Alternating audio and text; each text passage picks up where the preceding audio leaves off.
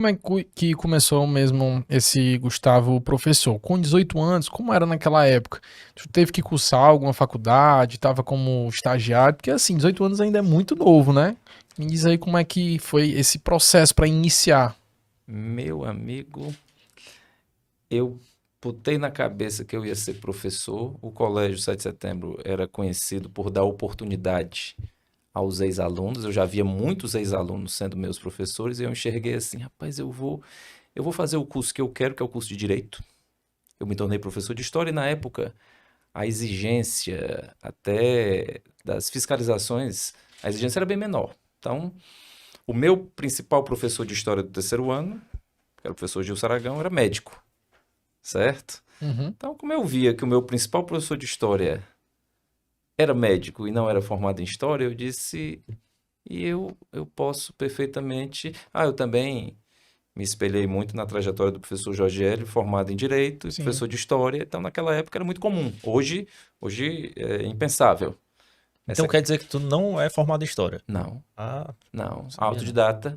Autodidata. Isso, por favor, não estou dizendo que não precisa não ser formado em história para dar aula de Uhum. história. Eu estou falando de uma realidade da A década época. de 1990, certo?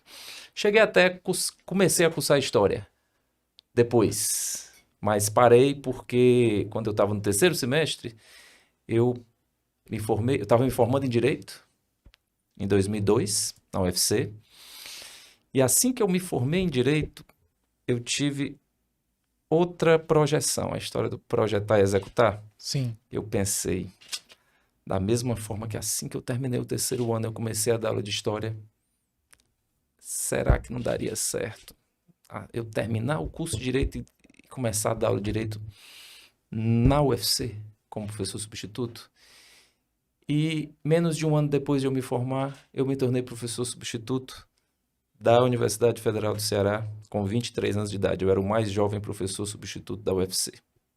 Mas, Passei para a disciplina de Direito Internacional Público. Ninguém queria, eu enxerguei, certo?